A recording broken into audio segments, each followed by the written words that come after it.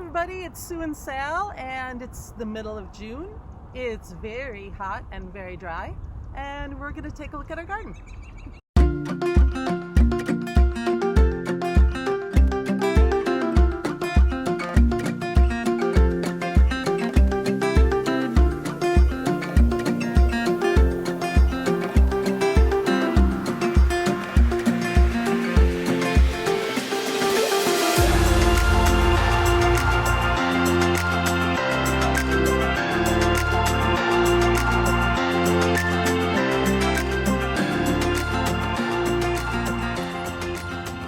So here we are, it's mid-June, and we are experiencing somewhat of an early season drought. So it has been in the 90s for most of the days in June so far, and it has not rained yet. So we are out here watering almost every single day, and you're going to be wanting to make sure that all your plants are just really well watered during any sort of really hot, really dry weather like this.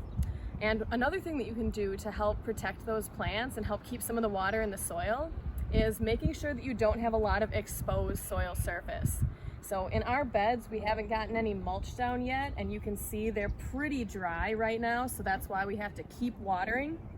And this pathway, on the other hand, that we've got mulched, we haven't watered this at all this season, but if we go down and look underneath the mulch, we can see that the soil is noticeably darker. It's cooler to the touch. So this is actually retaining some nice moisture. So if you've got any sort of mulch or any living ground cover or any sort of anything that's just covering up those bare spots, that's going to help keep the water in the ground.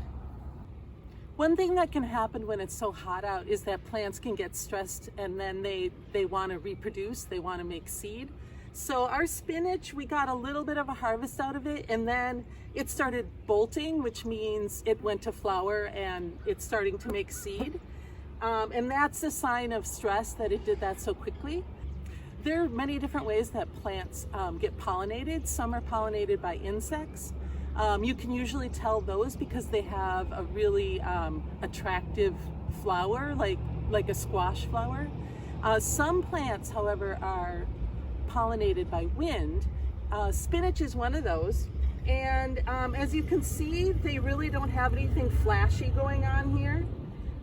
So these are wind pollinated plants. And spinach is interesting too because it's got male and female plants.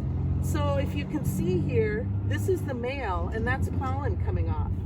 So you can see how the wind would really spread that. And then the female plants collect the pollen. So we'll leave these in the ground so that we can take a look and just watch them go to seed. So here we've got an example of something else that's going to seed.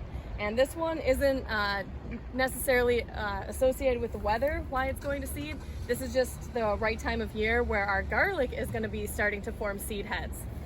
So these weird looking curly parts on top of the garlic plant, this is actually right here. If we let this go, this would open up and it would be this beautiful flower, and then that would eventually turn into seeds.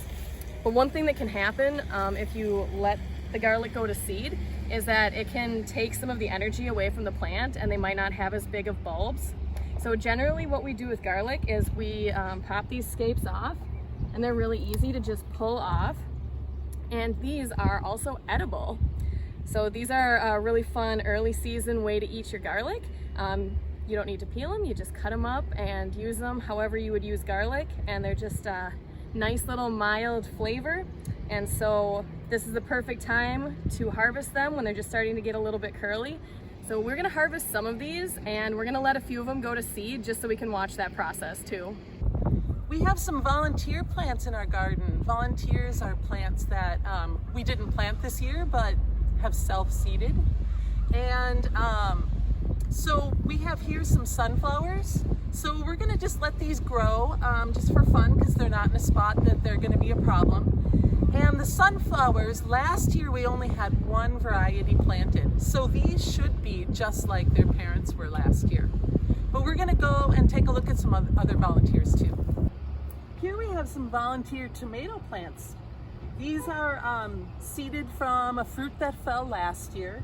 Now, tomatoes, there are a bunch of different varieties, and we had different varieties planted last year. And tomatoes are all of the varieties are the same species. So that means they can cross-pollinate. Tomatoes are one of those plants that sometimes will cross-pollinate and sometimes they self-pollinate, meaning that the plant will pollinate itself. So really, these tomatoes could end up either being a cross or they could end up being like their parent plant. Again, because it's not going to be in the way, I think we'll let a few of these volunteer tomato plants go, and we'll just see what kind of tomatoes we end up with. So I just wanted to take a look at the squash plants because we had just looked at the tomatoes, and I noted that the different varieties are all the same species, so they can cross-pollinate. We have buttercup and butternut squash planted this year. Those two varieties are actually different species. One is a maxima and one is a machado. And what that means is that they will not cross-pollinate. So those two, we could potentially save the seed from both of them because their genes will not cross. Thanks for joining us this week. As always, if you'd like to subscribe to the Farm Table YouTube channel, then you'll be notified whenever new movies come up. If you'd like to join us, we're doing a garden happy hour the second Thursday of every month this summer. So you can sign up for that on the Farm Table webpage.